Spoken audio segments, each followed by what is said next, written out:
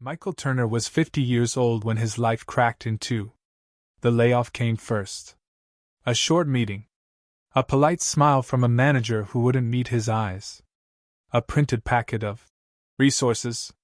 26 years at a manufacturing plant in Dayton, Ohio, reduced to a cardboard box and a handshake that felt like a formality. He drove home in silence, the same route he'd driven for decades, but everything looked unfamiliar, like a street you know well in the wrong season. He rehearsed what he would tell his wife, Karen. Something steady. Something reassuring. "We'll be fine.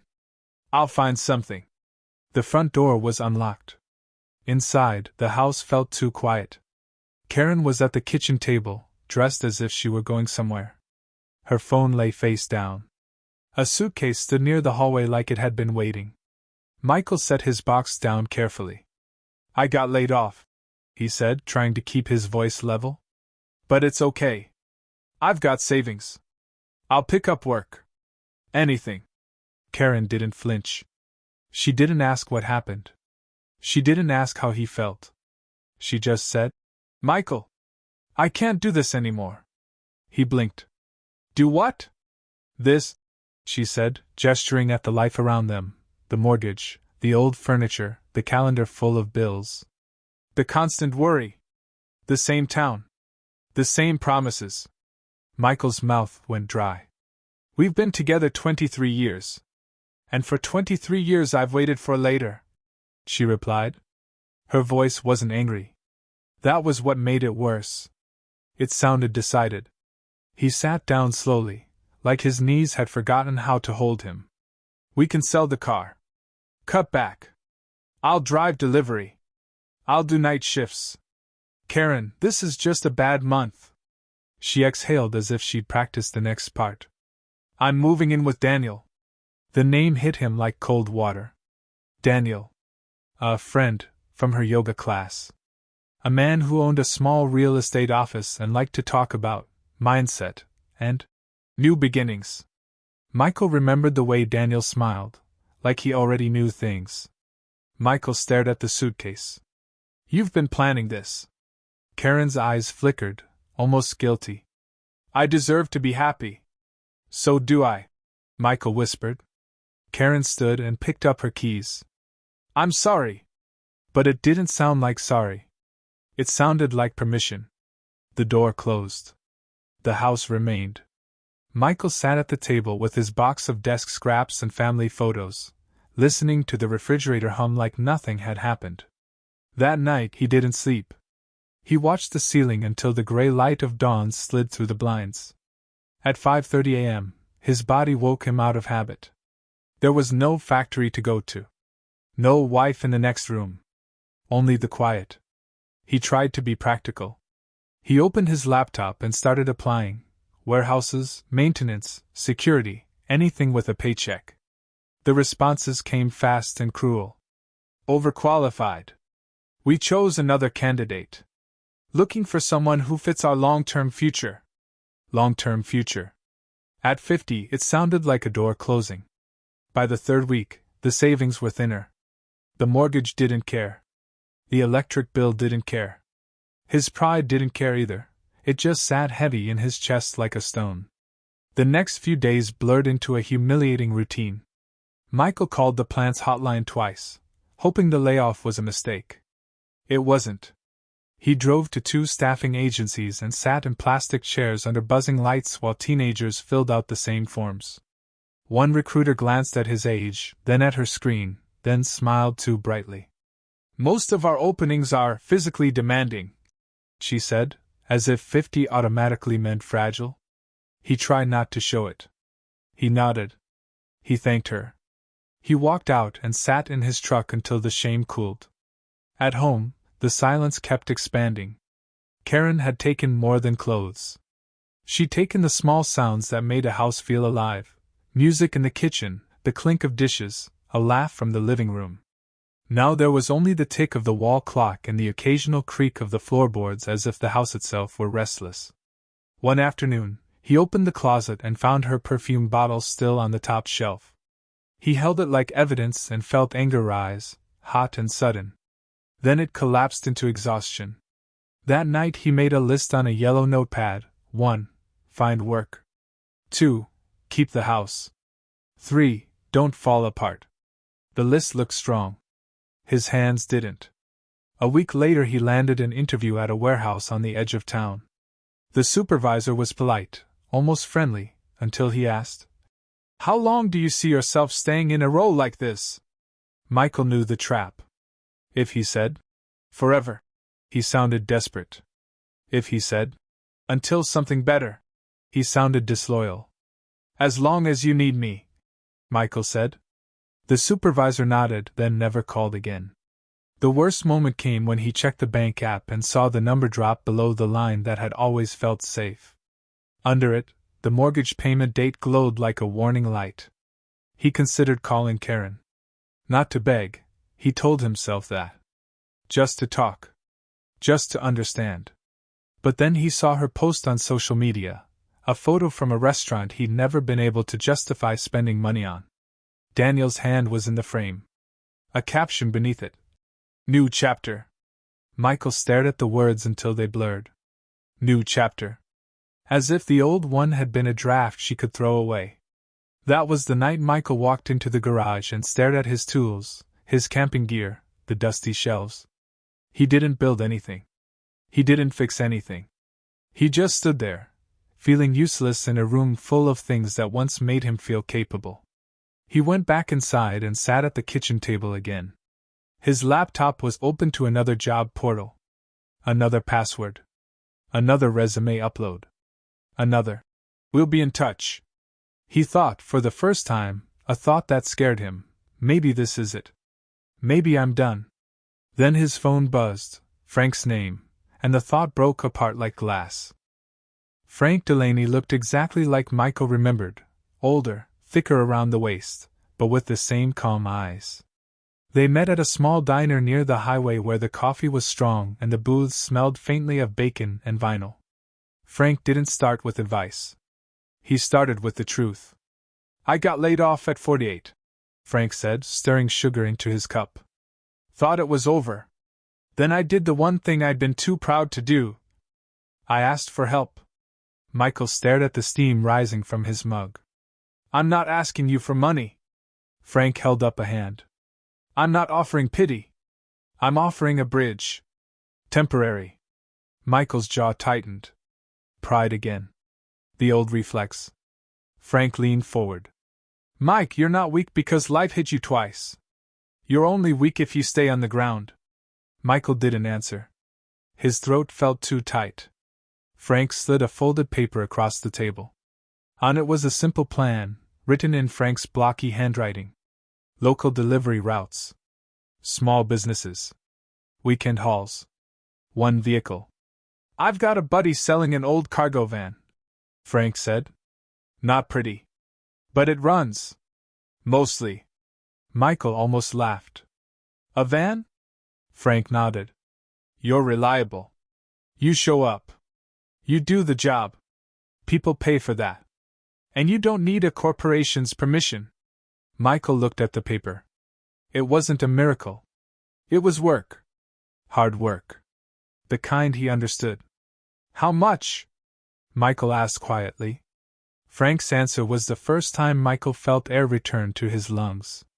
It was enough to buy the van and cover insurance. Not enough to make him comfortable, enough to make him move. They met the seller the next day in a gravel lot behind a tire shop. The van was white once, maybe. Now it was a tired shade of beige with rust freckles along the wheel wells. The side door groaned when it opened. The engine started with a cough, then settled into a rough idle like an old dog. Michael gripped the steering wheel. "This thing's going to break." Frank shrugged. "Then you'll fix it. You've fixed harder." Michael bought it. The first job came from a printing shop that needed boxes delivered to 3 locations across town. Michael wore his cleanest shirt, showed up 15 minutes early, and loaded the van carefully like the cargo mattered. Because it did. It was his reputation. He completed the route and got paid in cash. It wasn't much. But when he held the bills in his hand, he felt something he hadn't felt in months. control. The second week, the van proved Frank right. On a Tuesday morning, the temperature dropped and the van refused to start. Michael turned the key again and again until the battery whined like it was embarrassed. He opened the hood, hands shaking, and stared at the mess of wires like it was a foreign language. Then he remembered the factory. The machines. The troubleshooting manuals. The nights he stayed late because others couldn't figure it out. He borrowed a neighbor's charger, replaced the battery, and got the van running by noon, late for a pickup. He raced across town, apologized to the client, and expected to be fired before he'd even started. The client, a small furniture store owner, watched him unload and said, "You actually showed up. Most guys don't. You're good." Michael drove home with his hands still greasy, smiling into the windshield. But the van kept testing him. A tire blew on the highway during a rainstorm, sending the van wobbling toward the shoulder. Michael wrestled it under control, pulled over, and changed the tire with water soaking through his jacket. By the time he got back on the road, his delivery window was gone. The client called, furious. Michael took the hit. He refunded the fee. He apologized. He drove home and sat in the van's seat with his head against the wheel, fighting the urge to quit. That night, Frank called. "How bad?" "Bad enough," Michael admitted. Frank was quiet for a moment. "Mike, the first year of anything real is messy. Keep going." So Michael kept going. He started leaving business cards at auto shops, bakeries, local warehouses. He offered same-day deliveries. He took small jobs nobody else wanted. He learned which streets flooded after a storm and which clients paid late. He learned that success wasn't one big break, it was 100 small decisions not to stop. A month later, a logistics coordinator at a medical supply company called him. Their usual carrier had dropped a route. They needed someone reliable for 3 deliveries a week. Michael's heart pounded as if he were back in that layoff meeting. "Yes," he said. "I can do that." The harder Michael worked, the more the old life tried to pull at him. Karen's lawyer sent paperwork. Simple sentences that turned 23 years into checkboxes. Michael read them at the same kitchen table where she had told him she was leaving. He signed where he had to, not because he was okay, but because he refused to stay trapped in a story that had already ended. He tracked every expense, fuel, oil, tires, insurance, on a spreadsheet like his life depended on it. Because it did. One big repair could wipe him out. And then, in late winter, it almost happened. A transmission warning light blinked on during a run. The van started slipping between gears, jerking like it was arguing with the road. Michael limped it to a shop and listened as the mechanic listed the cost. Michael didn't have it. Outside, staring at the van, the world narrowed to one brutal choice: quit or get creative. He called Frank. Frank didn't hesitate. "I'll front the repair," he said. "But you pay me back, no excuses. Deal?" Michael swallowed. Deal. The repair bought Michael time. He delivered through snow. He ate gas station sandwiches. He learned to keep a thermos of coffee within reach like a lifeline. Then the medical route expanded. 3 deliveries became 5. A second company called. Then a third. Michael's calendar filled up. His phone started ringing for him, not for what he'd lost. One evening, after a 14-hour day, he parked the van and noticed something he hadn't seen in months. His house didn't feel like a cage anymore. It felt like a base. The van still rattled. It still threatened to quit. But now Michael knew the truth: if it died, he'd find another. Because he wasn't surviving on luck anymore. He was surviving on skill. The first time Michael hired another driver, he felt more nervous than he had on his first delivery. It wasn't because he didn't trust the guy, an old coworker from the plant named Ray who needed a second chance too. It was because Michael finally understood what it meant to be responsible for someone else's paycheck. He bought a second van, another used vehicle with dents and a history. Ray drove it like it was a promise. Michael handled the routes, the invoices, the repairs, the late-night calls when something went wrong. For a while, The business grew slowly. Then it grew all at once. A regional distributor offered Michael a contract: steady work, fixed days, guaranteed volume, if he could cover multiple routes at the same time. Michael ran the numbers until his eyes hurt. He didn't have the fleet for it. Frank's voice echoed in his head: temporary bridges. Michael went to a credit union and asked for a small business loan. The officer looked at him for a long moment, then said, "Your cash flow's real. Your history's clean. I can work with this." Michael walked out holding approval papers with hands that didn't shake. He bought another van. Then another. He found drivers who were hungry and dependable. He created checklists. He built systems. He learned painfully that growth wasn't just adding vehicles, it was adding discipline.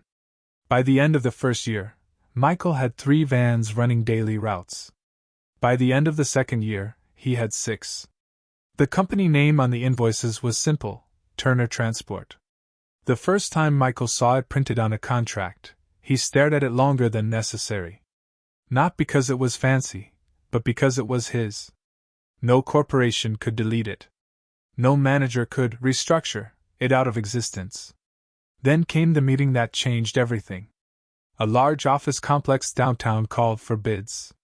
They wanted a dedicated local carrier to handle internal shipments, records, and equipment transfers between departments. It wasn't glamorous freight. It was steady, high-trust work, the kind that could stabilize the next decade. Michael showed up early, wearing a jacket that still smelled faintly of engine oil no matter how often he cleaned it. He sat in the lobby, reviewing his proposal, telling himself to stay calm. When the procurement manager stepped out to greet him, Michael stood and froze. She was around 40, with sharp eyes and a calm confidence that didn't feel rehearsed. Her name was Elise Carter. She shook his hand firmly and looked him in the face like she was actually seeing him. "Mr. Turner," she said. "Thanks for coming." In the conference room, Elise didn't ask him about buzzwords. She asked him about reality. "What happens if a van breaks down?" she asked. Michael answered without pretending. "We keep backups. We communicate early. And I personally make sure your deliveries don't fail. I built this business because I know what failure costs." Elise studied him for a moment. "Most people come in here selling perfect. You're selling responsible." Michael didn't know how to respond, so he told the truth. "Perfect isn't real. Showing up is." 2 days later, Elise called. "Turner Transport won the contract," she said. Michael sat down hard, as if his legs had forgotten their job. "Thank you," he managed. "Don't thank me," Elise replied. "Keep doing what you said you'd do." And he did. The contract became the anchor that turned his business from survival into stability. Michael upgraded his insurance. He hired a dispatcher. He rented a small garage space to keep maintenance organized. For the first time in years, he slept through the night. Elise became more than a voice on the phone. They saw each other in meetings, at site walkthroughs, during inevitable crises that came with logistics. She had been divorced, too. She understood the quiet bruises people carried. One evening, after a late meeting, Elise asked, "Do you ever miss the old life?" Michael looked out at the parking lot, at his vans lined up with his company name on the doors, and felt a strange warmth. "I miss who I thought I was," he said. "But I don't miss waiting for permission to matter." Elise smiled, small, genuine. "Good answer." They started with coffee. Then dinners. Then laughter that didn't feel like it belonged to another person's world. Michael didn't chase love the way he chased stability. He let it arrive the way good things should, slowly, honestly, earned. And then, on a windy Saturday, the past knocked on his door. Karen stood on the porch with a face that looked older than the last time he'd seen it. Her eyes were red, not from weather. "Michael," she said, voice unsteady. "Can we talk?" He didn't invite her in. He stepped outside and closed the door behind him. Karen's hands twisted together. "Daniel, he left. He said he was starting over." She gave a bitter laugh that sounded like she hated herself for it. "Funny, right? I thought I was choosing security." And now I don't know what I am. Michael waited. He surprised himself with how calm he felt. Karen's gaze flicked to the driveway where one of his vans was parked. The logo on the door caught the sunlight. I heard you're doing well, she said quietly. I didn't think you could. I mean, she stopped, realizing the insult too late. Michael nodded once. Yeah. She swallowed. I made a mistake. The words hung between them like an apology and a test. Karen took a step closer. I want to come home.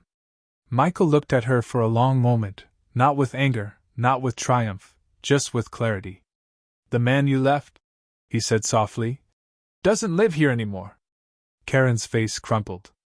So that's it? Michael's voice stayed even. I don't hate you. But I learned something after you walked out. What? She whispered. Michael glanced toward the house, where the light inside was warm, where a life existed that wasn't built on fear. He looked back at Karen.